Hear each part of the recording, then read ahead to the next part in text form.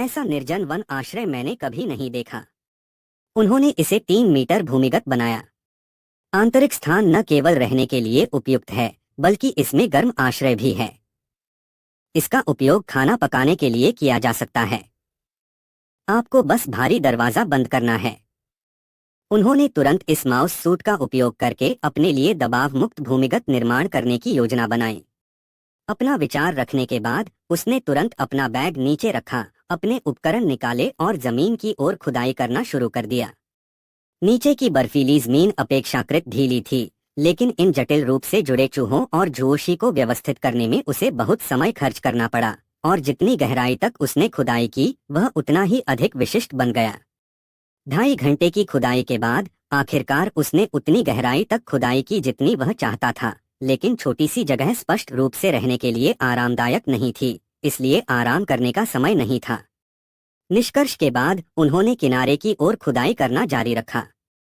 पूरा होने के बाद उन्होंने दूसरी दिशा में खुदाई जारी रखी, और यह दिशा कई जड़ों के नीचे से खुदाई करने के लिए बिल्कुल सही थी। अब उसे केवल कई जड़ों के अंदरूनी हिस्से को खोदने की जरूरत थी। यान दाओ जिंग जिंगफेंग ने खुदाई की और फिर कुछ रोती हुई घास ढूंढने गए। सौभाग्य से पास में एक छोटी सी सड़क थी, जिससे उसके लिए पानी लाना आसान हो गया। वह अब इसे खोद नहीं सकता था, लेकिन वह इसे मार भी नहीं सकता था।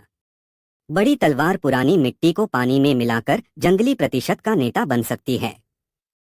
पुरानी मिट्टी की ताकत बढ़ाने के लिए उन्होंने उसमें कुछ ठोस घास मिलाना जारी रखा। साथ ही वह निरीक्षण प्रभाव का परीक्षण भी कर सकता है। यह पुष्टि करने के बाद कि कोई समस्या नहीं है, उन्होंने नाटक का निष्कर्ष निकाला और कुछ मिनटों तक संग्रह करना जारी रखा।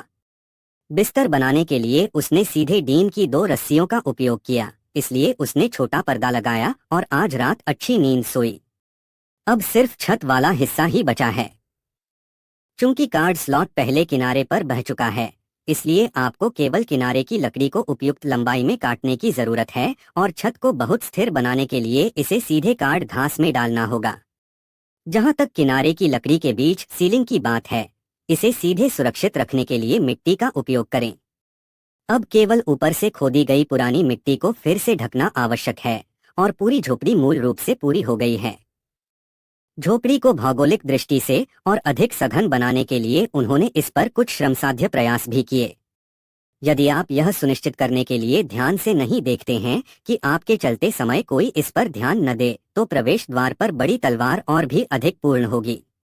उन्होंने सीधे तौर पर यह निष्कर्ष निकाला कि उन्होंने नाटक उठाया और एक गांठदार लकड़ी ढूंढ ली और सीधे एक चाल खेली।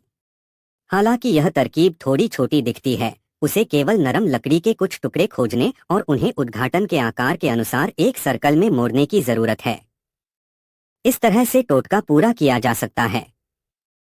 अंदर और बाहर आना आसान बनाने के लिए मैंने निष्कर्ष निकाला कि मैंने स्क्रीन पर इंटरनेट का समय भी निर्धारित किया है। मैं शाम को जमीन से आया और फिर अंदर आया और अंदर आया और अंदर आया और अंदर आया और अंदर आया और फिर अंदर आया। रात में एक व्यस्त दिन के बाद जेरी डान जिलिन नाइफ ने चेक इन किया और एक दिन तक कुछ भी नहीं खाया। उसने अपने लिए अच्छा खाना बनाने की योजना बनाई। उसने उबल रहे बर्तन में ताजे मांस के टिश्यू का एक टुकड़ा डाला। साथ ही उसने अंडे और आटा निकालना जारी रखा, उन्हें एक आटे में मिलाया और इसे सेंकने के लिए पैन में डाल दिया। एक बाद, लेकिन उससे पहले उसने लौंग के अंदरूनी हिस्से को एक निश्चित आणविक स्तर तक पकाना सीखा और फिर थोड़ी देर इंतजार किया। फिर उसने कुछ टमाटर सॉस डालना जारी रखा और साइड डिश मुख्य पुस्तक का कटा हुआ सुअर का मांस था। अंत में उन्होंने कुछ मिर्च और कटा हुआ दूध डाला और पूरी त्वचा मूल रूप से पूरी हो गई। इस समय लौंग तैयार है। जब यह एक निश्चित तापमान पर पहुंच गया तो जेरी ने इसे बंद बार में रख दिया। हर 9 मिनट बाद अंदर का छिलका बर्तन से बाहर पक जाता था। जेरी, जो एक दिन से भूखा था, उसने सीधे उन सभी को एक ही सांस में चुना और उनके भर जाने तक इंतजार किया। उन दोनों ने 2-2 कौर लिए। इस तरह सर्वोत्तम मूल्य पर स्वप्निल सुगंध में मिठास आ गई।